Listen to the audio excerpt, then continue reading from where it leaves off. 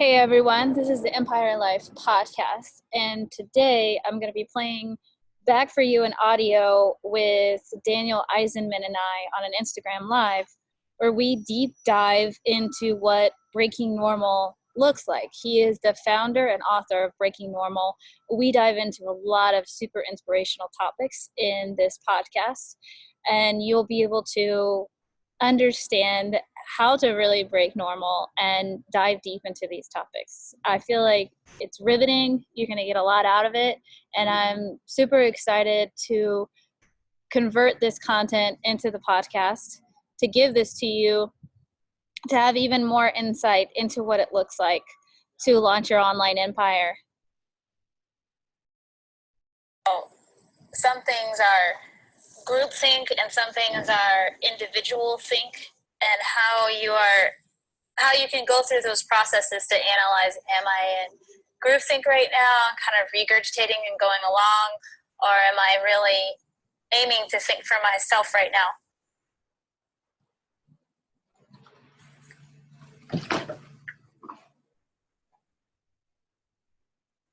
Thank you guys for all the hearts.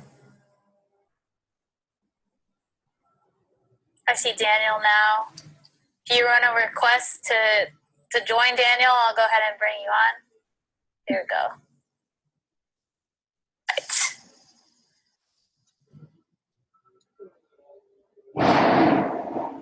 Normal.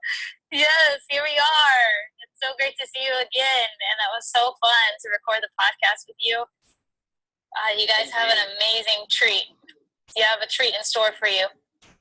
So many people hopping on. Hi, everyone. I wanted to dive right in. So Daniel, he is the author and founder of Breaking Normal and the co-founder of International Tribe Design. He's up to amazing things, traveling all around the world, spreading his message. And I shared before you hopped on how I loved diving and reflecting into with you, are we in group think or more of like individual think, and how do you kind of go through that process? How do you process all of that? First of all, I wanted to dive into that with you a little bit. Yeah, so you mentioned International Tribe Design. I think that's an experience of being able to be in a group with heart sync rather than group think. And I think the individual can figure that out are you dictating your behavior so that it's accepted and approved by other people, or are you letting the raw energy that's emotion kind of guide your way? Like, are you letting your heartbeat guide your way, or are you trying to manipulate others into liking you based on your behavior? So it's all about like breaking the addiction of approval and more shifting from that authentic heartbeat. And I think our heart has so much wisdom, and simply by following an elevated heartbeat. So when I'm in a group of people and if I feel my heart beating faster, I usually tune into that. It's like, oh, I think I'm supposed to do something. I think I'm supposed to speak up, or I'm supposed to say something. And this is where I don't get to worry about how this is going to be received by others. My main concern is expressing the wisdom that wants to come through me, indicated by my elevated heartbeat, which is also, some people discount by calling it nervousness or anxiety. And I think these events help people shift into a place of alchemizing what they used to call fear into excitement, and letting their fear kind of guide their way. That's so true. What's some of the processes that you lead yourself through? You ask yourself that question, okay, my heart's beating faster, what's needed in this situation? How am I needing to step into my power? Can you guide me through that a little bit? Yeah, 1 second. Hey, Deanna. Oh, yeah. Are you cool with maybe playing with being outside just like 5 minutes? All right, awesome. What was your question? No worries. The question is, like, can you kind of guide us through that process of when our heart starts beating faster? What I hear you saying is that you can ask yourself, okay, what's really needed from me in this situation? How do I step into my full power right now? That was just a little trash can. Yeah, basically, let's see. My heart's beating right now faster. I'm like, what is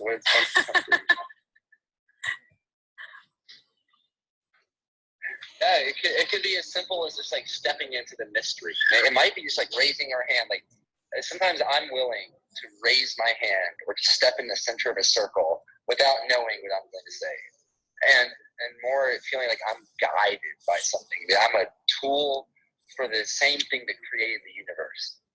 And what that looks like, sometimes it looks like gibberish. Sometimes it looks like a dance. Sometimes it looks like a hug. Sometimes it looks like tears. Sometimes it looks like uncontrollable laughter. So it's I think the constraint that I put on it is loving. Like whatever I have to say, as out of control as I might feel, or as like surrendered to this energy that's using me as I am, my main focus is to make it, to express it in a loving way. To express it in a way that I would want to express things to my daughter. So if I can treat everyone like I would dream of treating my daughter, then I think I'm stewarding that raw energy in a loving way. I love that. And to say something along the lines of, I don't even know what I'm doing right now. Like even if you're talking to yourself, I'm not even sure why I'm feeling guided to do this. This is coming from my highest excitement or from my heart, and I'm going to follow this. Yep, and this is once again, I know in the podcast we spoke a lot about the inspiration of children. As I could hear Davina screaming, it's like she's screaming regardless of what's going on around her because she wants to scream. Just like when she wants to cry, she lets that come through. Just like when she wants to laugh, she lets that come through. And I think it's time. And we also talked about the domestication of education. I think a lot of people learn how to be good boys and girls and behave according to the authorities if they've been kind of brainwashed from school. I don't know how else to put it. Right. But, and I think it can look messy, it can look sloppy, it can look disruptive, it can look like it's breaking normal. And I would say that's what the world's starving for right now. It's starving for people to step in their own skin and stand out and be who they were born to be instead of being addicted to trying to fit in and look like everyone else. Wow. And that's I hands down completely resonate with that. And that's something, at some points in my life, I felt really comfortable to do that, and that's part of who I am. Though then with the domestication, like you were saying, I then needed to relearn how to step back into my personal power again. Like I got this kind of criticism. Is that really true? Kind of maneuvering through, wait, is what they said, is that true? Am I going to let that sink in? Or is that I'm going to choose to let that roll off? Like, thanks for sharing that with me. That doesn't resonate with me. Okay. I continue to step into your power. And and I think a good perspective to hold if someone is like, I'm going to get messy. I'm going to do what I want to do. I'm going to say what I want to say. I'm going to say what I've been suppressing for so long. It's time to let the horse become wild rather than caged in its own self-imposed prison. Then I would keep the perspective that other people's projections don't have to be your placebo, and to keep in mind that everything everyone is saying is actually about themselves. So I think when I realized that, when I'm speaking, I think everything I'm saying is in some way about myself or the other, and I think I had to come to that realization in order to realize that, hey, like that limitation that you're arguing for me and trying to project onto me, that's not my placebo anymore. I think when I got real honest about what I'm saying, what I'm thinking, then it allowed me to see through the illusion of what other people might be attempting to project upon me. Oh, okay. Can you explain that a little bit more on the placebo, what you mean by that? Oh, the placebo. The placebo is like, it's when most of the time someone tells me if they believe what they're doing is good for them, then I believe it probably is good for them. If they believe what they're doing is bad for them, then I believe it's probably bad for them. So this is where like my friend JP Sears, I'm not sure if you met him, but we do a lot of work together. And he really kind of takes the piss out of ideas or kind of highlights the bullshit in culture by using the capsule of comedy. I think it's a lot of times easier for people to swallow the truth if it's encapsulated with comedy, and JP's an expert at that. And I would say that it's like for someone that's gluten intolerant, I don't know how much of that is based on their actual physiological response, because their thoughts are creating a physiological response. Mm. So another way of putting this is like our genetic, there's this argument, like, are we based on what's more influential, our environment or our genes? Well, I think by choosing our environment, that's what activates certain genes. So based on, yes, I do believe they're both very influential, but I believe we can actually decide what genes are activated based on how we're choosing to perceive our environment. So everything I do is good for me. Everything I do is good for everyone, and I live by that, and I believe that, and I function that way. Like feel good? Like it makes you feel good? It makes me feel good. It makes me healthier. It makes me more vital. It makes me understand more. It's a step in a direction of growth. Like I'm on an upward spiral, not. And I used to be more in a vicious circle of trying to live up to other people's expectations. And I realized, like, I have no one's expectations to live up to. I don't know if I even should live up to my own expectations. I need to question everything, and I need to walk by faith and believe what I'm doing is the best I can do for me and for everyone else.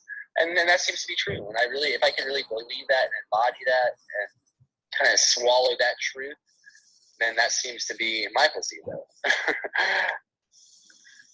And the placebo of understanding how you're feeling in that moment? Is that what you mean? The placebo that I'm getting better every day, that I'm getting healthier every day. Oh, right. Like that life is not a thing where a lot of people are like scared of aging.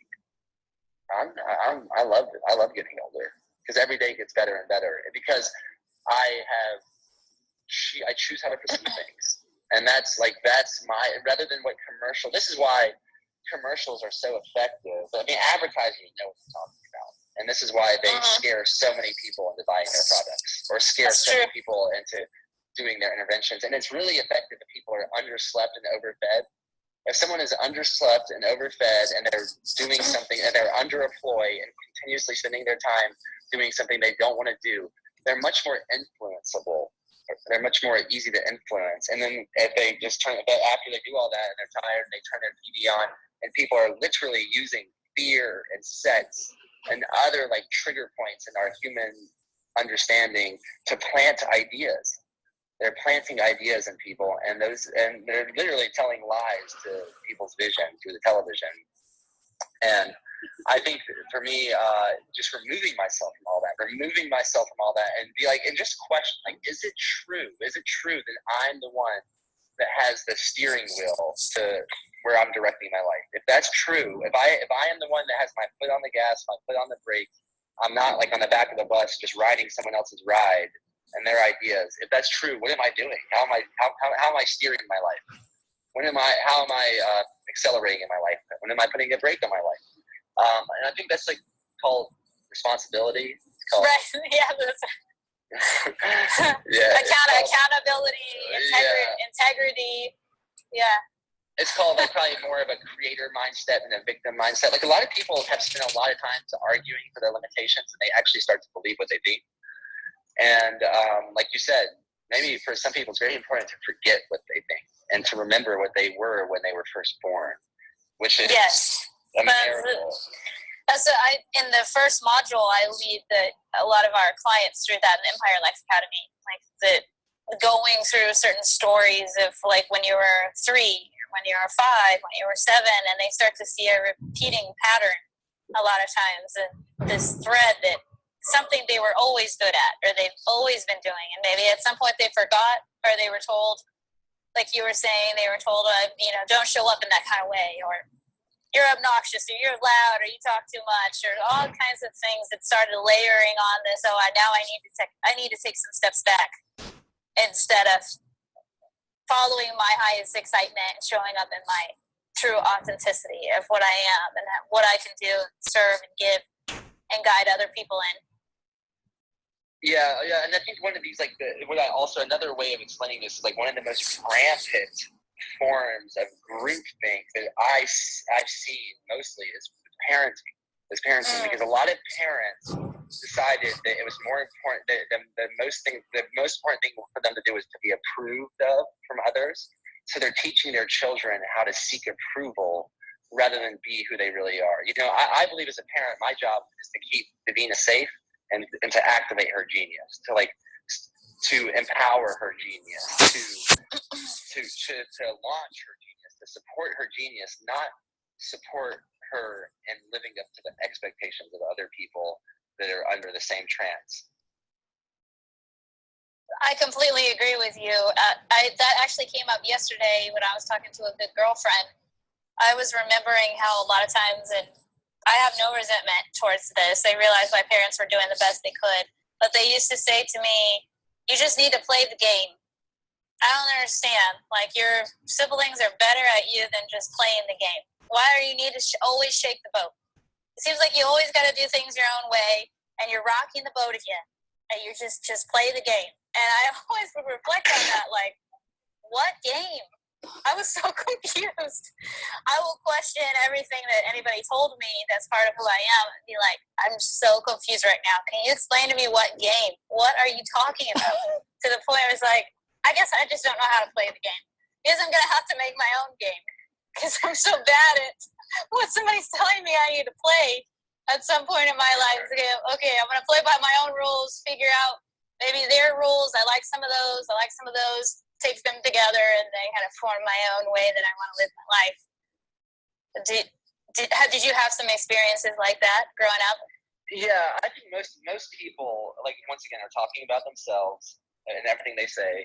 And most of the time, if someone believes something is best for them, they want to project that reality onto others to be affirmed in their choices. So what I'm hearing from what you're saying is that your parents were playing the game that they were taught to play, and they wanted you to play the game so they felt affirmed in their choices.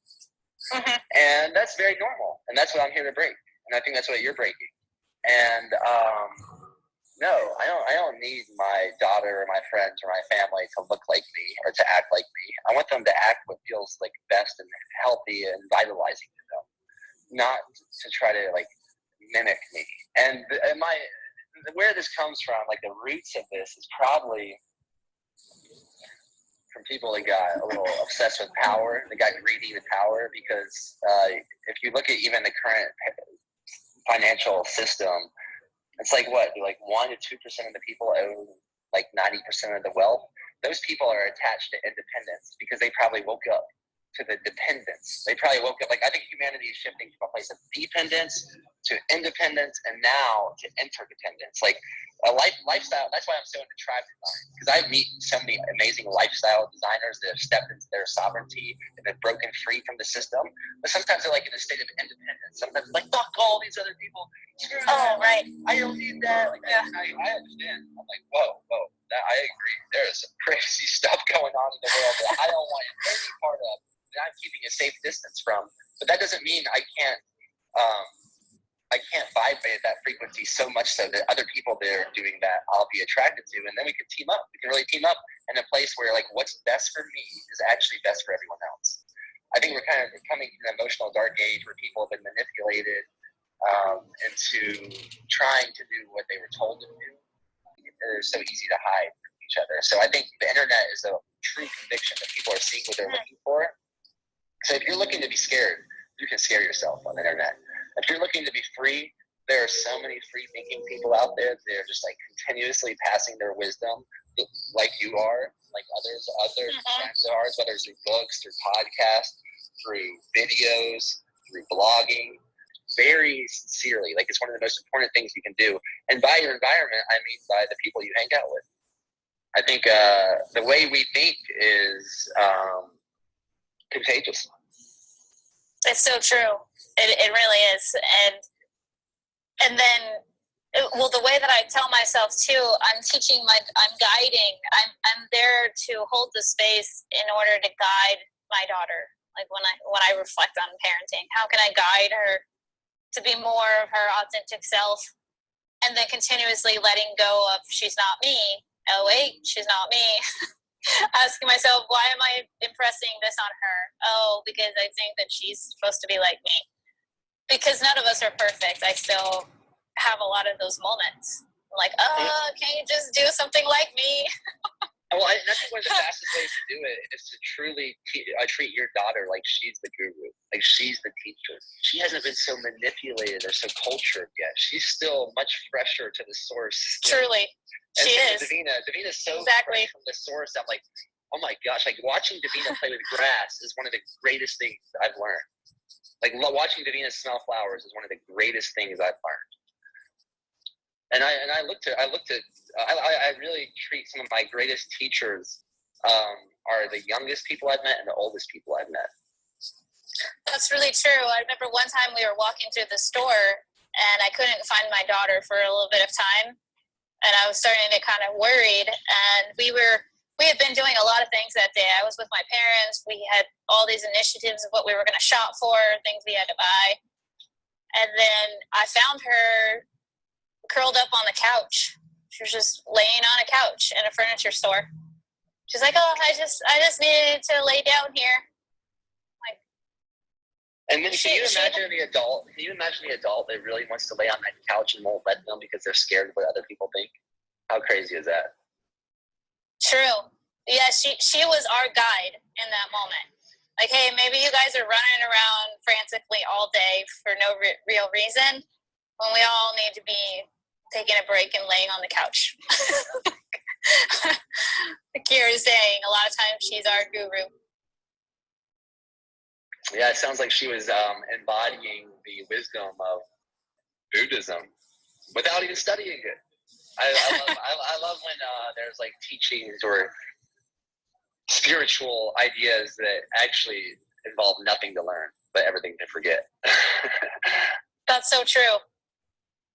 I wanted to also to touch on before we let everybody go, to touch on how to handle that you brought up in the podcast, which is so gold. So there is so much gold. And one of them was about rejection. And I hear a lot of people that they're not breaking normal. They're not stepping into their full power. A lot of times it has to do with that approval that you were talking about. And then also, what if I do that and I'm not really accepted anymore? And it feels so good to be accepted. And they're almost even maybe addicted to this kind of acceptance that they've been getting most of their life and approval. And then when they start breaking normal, stepping into their true power, they're not as accepted. And then they need to learn how to let things go and go through what we will call rejection, that are hearing no or hearing maybe this is not the best fit. What's like a reframe or how you will handle that?